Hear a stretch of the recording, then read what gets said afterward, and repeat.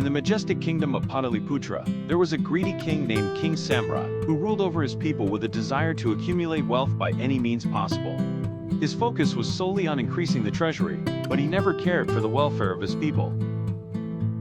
One day, the king called his trusted advisor, Chanakya, into his court and said, "King Samrat, Chanakya, I want to increase my wealth. I need ideas on how to collect more taxes and make my kingdom richer. Tell me what to do." Chanakya, who had always been known for his wisdom, pondered for a moment before sharing a tale of a greedy king and a wise merchant. The story of the greedy king. Many years ago, there was a king in a distant land who was also obsessed with wealth. This king believed that his power depended on how much treasure he had. He would impose heavy taxes on his people, taking away whatever little they had, all to fill his treasury. The people, however, soon began to suffer. They could no longer afford to feed their families or pay for their needs. Their lives became miserable, but the king remained oblivious, thinking that wealth alone would keep his kingdom strong. One day, a wise merchant named Rajesh visited the king's court. Rajesh was well known for his success in business. His wealth was substantial, but his fame was due to the fact that he had always treated his customers fairly and never took advantage of anyone. The wise merchant's advice. The king asked Rajesh, "King Samrat, Merchant Rajesh, you are wealthy. What is your secret? How do you keep your business flourishing while your people suffer from poverty?" Rajesh smiled and replied, "Rajesh, your majesty, true wealth doesn't come from oppressing your people or collecting taxes from them. It comes from building trust and respect. Let me share my secret with you."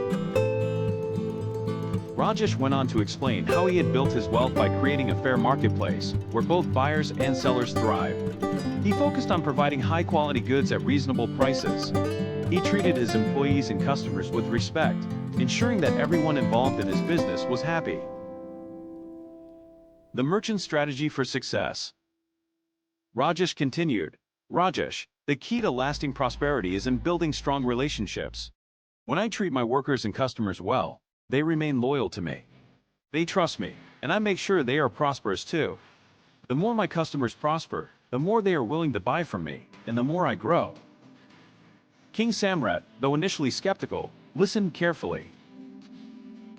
The king's realization. The king began to understand that a prosperous kingdom was not about hoarding wealth, but about creating a prosperous environment for his people. Rajesh's approach was about collaboration, trust, and mutual success. The outcome. King Samrat, inspired by the merchant's wisdom, changed his approach. He reduced the burden of taxes on the people and focused on encouraging trade and economic growth. The king started offering incentives to merchants like Rajesh, creating a flourishing marketplace in his kingdom. As a result, the kingdom became wealthier not by taking more from the people, but by creating a thriving economy where everyone could participate and prosper. The people were happier, and the king's treasury grew not by force, but through the mutual success of all. Key takeaways from the story. Greed leads to downfall. A king, or business, built on greed and exploitation will never prosper in the long term.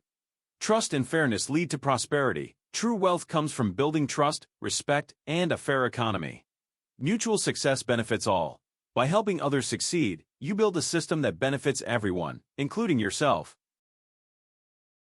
Sustainability is key. Success that is built on the well-being of others is more sustainable than success built on selfishness.